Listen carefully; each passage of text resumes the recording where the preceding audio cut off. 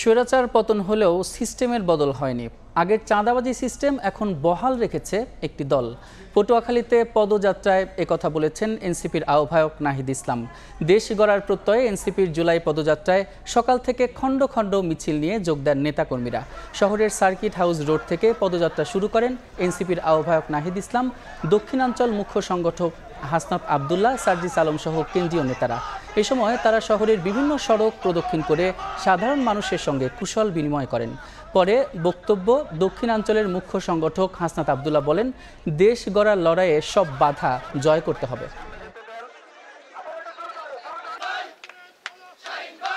NCP থেকে মানুষের প্রত্যাশা দিন দিন এই প্রত্যাশার পারদ বাড়ছে। এই প্রত্যাশার পারদের সাথে সাথে আমাদের দায়িত্ব বাড়ছে। এখানে যতজন মানুষ এসছেন, আপনাদের বাংলাদেশের প্রতি দায়িত্বশীল হতে হবে। আমাদের পরবর্তী যুদ্ধটা আরো বেশি কঠিন।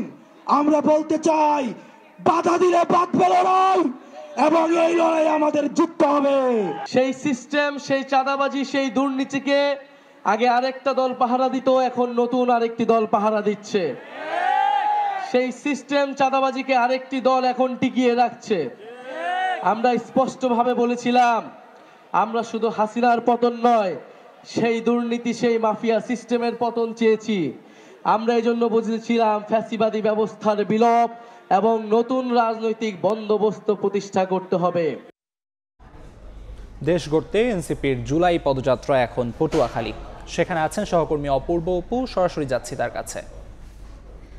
জুলাই পদযাত্রা উত্তরবঙ্গ থেকে যেটি শুরু হয়েছিল এখন দক্ষিণে চলছে। দক্ষিণের পটুয়াখালীতে আজকে 14তম দিনে এনসিপি নেতারা গ্রাম থেকে গ্রামে ছুটে বেড়াচ্ছেন। কিছুক্ষণ আগে বৃষ্টি উপেক্ষা করেই শহরের সার্কিট হাউসের সামনের সড়কে অস্থায়ী মঞ্চে এখানে পথসভা করেছে।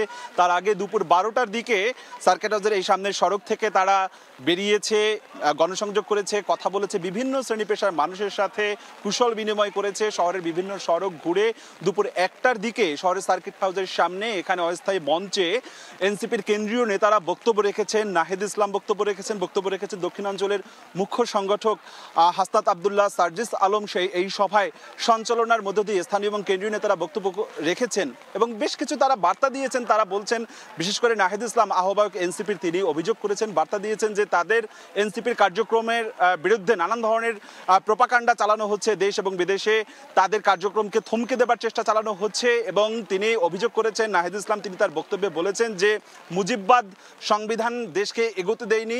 সেই মুজিববাদ সংবিধান এবং দেশে যে চাঁদাবাজি চলছে সেটি বিএনপি পাহারা দিচ্ছেন বলে অভিযোগ করেছেন এনসিপির আহ্বায়ক নাহিদ ইসলাম। তিনি সেই অভিযোগ করেছেন এবং সেই জায়গা থেকে এনসিপির নেতাকর্মীদেরকে ঐক্যবদ্ধ থেকে, বিশেষ করে তরুণ সমাজকে ঐক্যবদ্ধ থেকে যে চেতনায় 24-এর চেতনার মধ্য দিয়ে জুলাই বিপ্লবে নতুন বাংলাদেশ বিনির্মাণ করেছে সেটি ধরে রেখে আগামীতে সুখী সমৃদ্ধ দেশ গড়ার প্রত্যয় ব্যক্ত করেছেন। এবং এই বৃষ্টি উপেক্ষা করেই আজকে শহরের বিভিন্ন সড়ক তারা প্রদক্ষিণ করে এখানে পথসভা করেছে। পথসভা শেষ করে এই মাত্রই, অর্থাৎ দুপুর 2টার দিকে, আমি যখন এখন কথা বলছি তার কয়েক মিনিট আগে এখান থেকে তারা গাড়ি বহন নিয়ে বেরিয়েছে।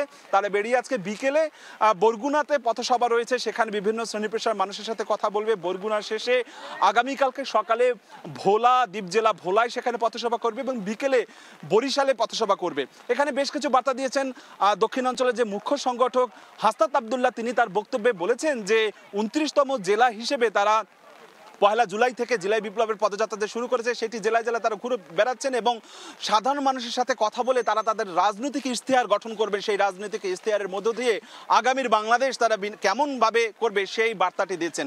তো বৃষ্টির মধ্যেই তারা তাদের এনসিপির পদযাত্রা, জুলাই পদযাত্রা অব্যাহত রেখেছে। আমার কাছে দুপুর পর্যন্ত এতটুকুই সবশেষ খবর ছিল।